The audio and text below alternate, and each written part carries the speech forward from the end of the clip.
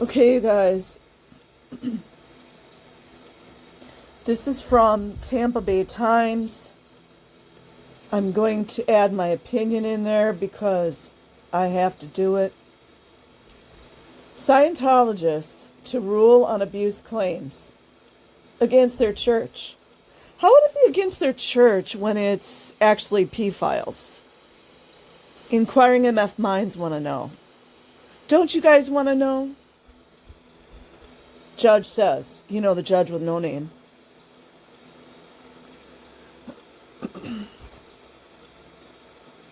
A Tampa federal judge, the one with no name, cites the First Amendment. Isn't that wonderful, you guys? So they have the First Amendment to our children, I guess. Cites the First Amendment in allowing a human trafficking lawsuit to be handled inside Scientology. I mean, I'm not a lawyer, not a judge, but in what world? It's so ludicrous. It's you gotta ask yourselves, guys and gals, who's holding the strings, you guys? Are they rolling their pant leg up? I mean, it's not always about the pant leg, but that has something to do with it. Greed has a lot to do with it. Because, child trafficking makes a lot of money. In fact, my personal opinion is that child trafficking is what keeps our economy running. Facts. By Tracy McManus, published April 3rd, 2023. 3 former Church of Scientology workers. So now they're workers, you guys. They weren't children. You see how people twist the language and manipulate it? 3 former Church of Scientology workers. Oh, what's the word I'm looking for? Where 2 words contradict each other. I can't think of what that word is. Church and workers. Make it make sense.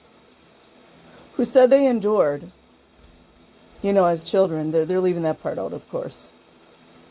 They endured a world filled with abuse, violence, intimidation, and fear. They're leaving the child part out. Isn't that weird?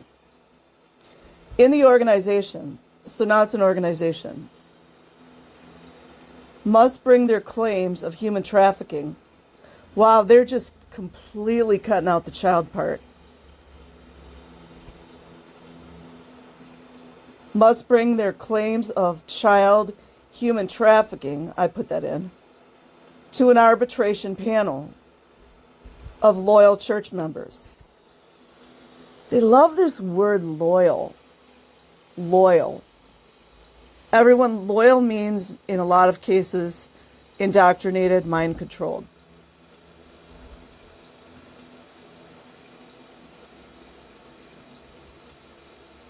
Not the U.S. justice system. A federal judge has ruled. Funny how they don't put the judge's name in here. Weird.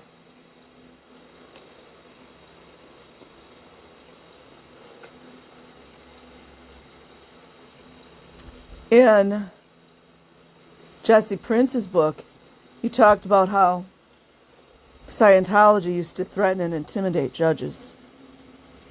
Pretty sure it's a federal crime, but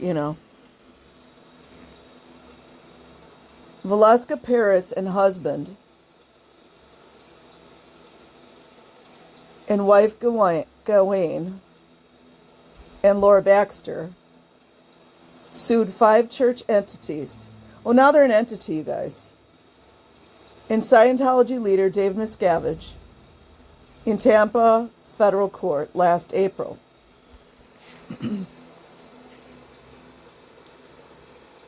Alleging they were trafficked into Scientology as children. There you go. Took them 2 paragraphs in to get the children word in there. And forced to work through adulthood for little or no pay.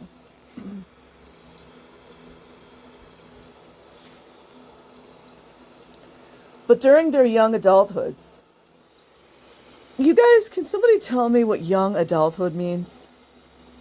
The fuck does that mean? Their young adulthoods. In Scientology's full-time Sea Org workforce, now it's a workforce, everyone.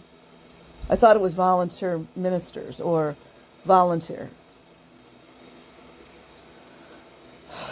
They all signed multiple contracts between 2003 and 2015. That's also illegal. Signing a contract as a child, 100% illegal. Agreeing to resolve any future dispute through binding religious arbitration. Wonder what Rindy and Rathy knew about that, huh? Devoct, all of them. They argued the agreements are invalid. Who's they? Is they Scientology? They argued the agreements are invalid because Scientology teaches that defectors are suppressive persons and that they could never receive a fair hearing from internal arbitrators. You know, like the pedophiles, like them, you guys, who view them as enemies of the church. Wonder what our society would look like without the word enemy.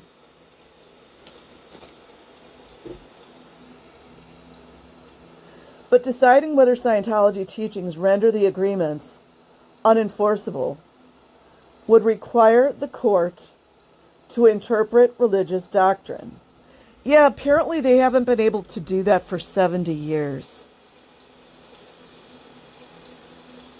Could it be all those little hand signs that Blacktooth LRH was making? You know, OTO member.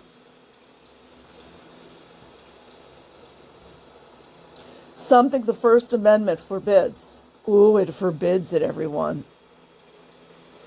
Well, I would just guess and think that if there are higher crimes that are committed, that would supersede it. Am I right, you guys? U.S. District Judge Tom Barber wrote in his order on Friday, all the world's a stage. An uninterested observer reading the lawsuit would likely be surprised and shocked by the conduct alleged, Barber wrote. But understanding existing law, plaintiffs, you know, because they couldn't do anything when they were children, plaintiffs are limited to seeking relief through arbitration within the Scientology organization itself, not through the courts.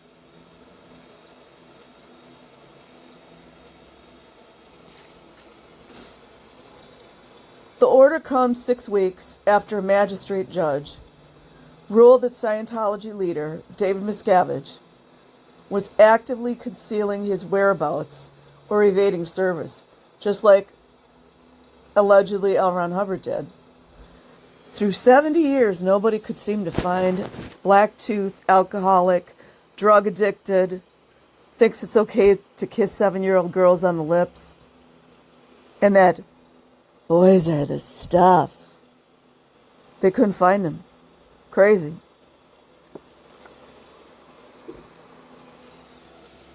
But all these other countries had no problem kicking L. Ron Hubbard and the Apollo and the various ships out of their seas.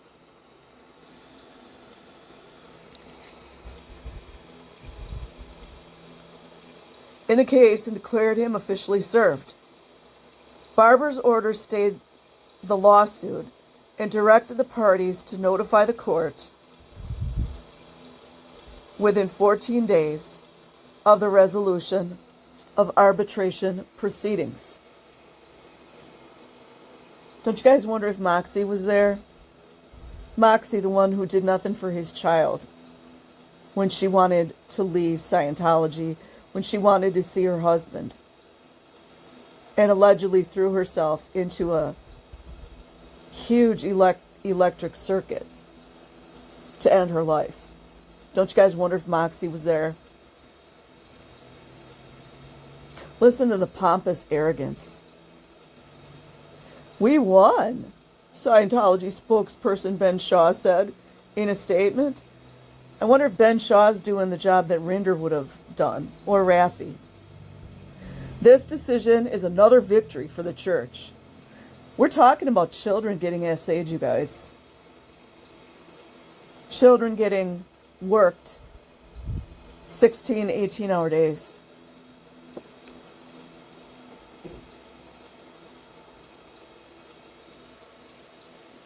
This decision is another victory for the church.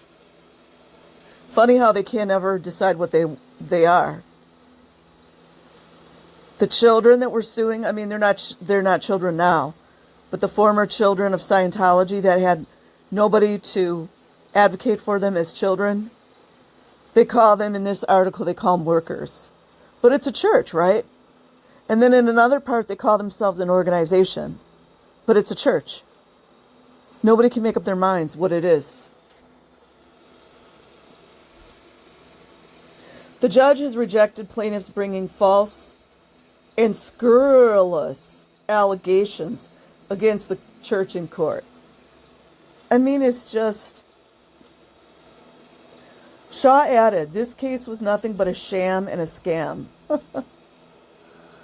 Meanwhile, right now, as we speak, you guys, children are going through the exact same thing. Little girls, little boys being essayed, being worked 16, 18 hours. From its inception, this case has been nothing but the most blatant harassment.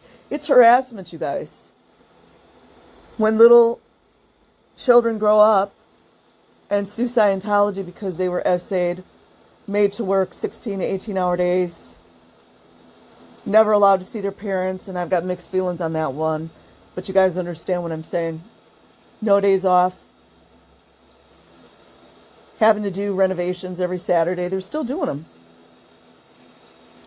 It has now been thrown out of court and into arbitration, where it always belonged. This is not exactly the truth, but I'm reading it just because. Paris and the Bactors contend they signed the agreements under severe duress, facts, including imprisonment and threats of economic reputation and physical harm, according to the order. I look forward to the new lawsuits coming out right now. But Barber said that U.S. Supreme Court case law requires the question of whether contracts were signed under duress to be determined by arbitrators, too. You guys, did I miss something? Did I miss something? So, in other words, I'll use an analogy. It's not exactly the same, but you have a 5-year-old girl or 6-year-old girl that gets AR'd by a grown adult. She has to go back to the perpetrator in the arbitration. Zara Dean, an attorney at Cohen Swift and part of the legal team representing Paris and the Baxters, indicated they will continue their fight in the case.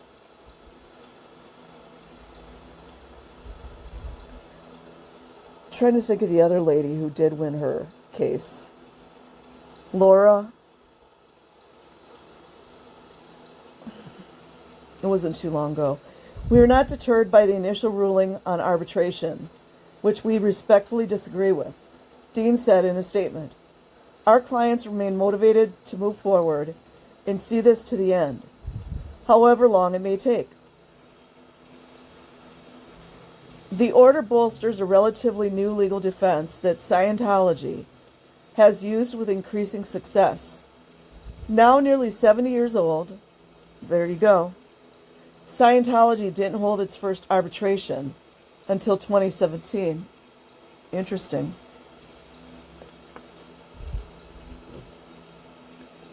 Barber's order repeatedly cites the inaugural case, which played out in the same district court. Luis and Rocio Garcia had sued Scientology in Tampa federal court in 2013 to get refunded $1.3 million of their donations to humanitarian causes and church building projects they said were fraudulent. I'm always surprised why there weren't more cases like this. Wouldn't that have set precedent? But because the couple had signed dozens of contracts over their 28 years as parishioners, now they're parishioners, you guys. One sentence they're workers, the next one they're parishioners. 28 years as parishioners, agreeing to resolve any disputes internally, U.S. District Judge James D. Whitmore granted the church's motion to compel the couple into religious arbitration. A 3-judge panel of the U.S. Court of Appeals for the 11th Circuit upheld the decision in 2021. Theodore Babbitt, an attorney for the Garcias, called the 2-day arbitration that took place in 2017 a sham, as church officials refused to allow the couple to enter evidence critical of Scientology or have an attorney present. I don't know how that can happen, you guys.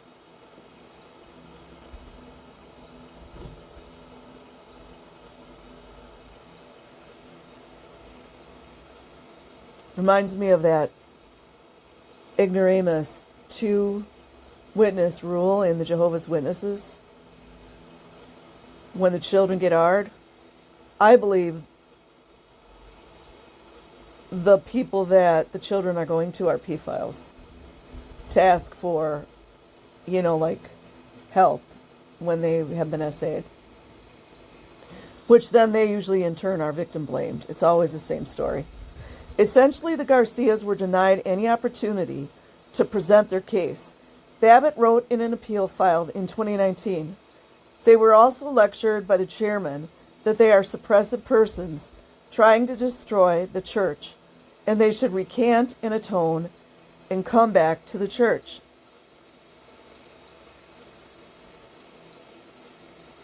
In 2019, former Sea Org member Valerie Haney sued Scientology for kidnapping, stalking, and other claims after escaping from the church's international management compound in California in the trunk of a car. A Los Angeles Superior Court judge in 2020 ordered her case into internal arbitration, citing the contract Haney had signed when she returned to the church after her escape in order to complete Scientology's process for leaving on good terms. Courts have repeatedly upheld our position, Shaw said. Isn't that wonderful that that's the conclusionary sentence? And that was from Tracy McManus, Clearwater and Scientology reporter. Oh, I didn't realize that. Well, there you go. So now Scientology has reporters, you guys. So I'll leave a link in the description box. Like and subscribe if you choose. Otherwise, have an amazing day or night wherever you are. Peace.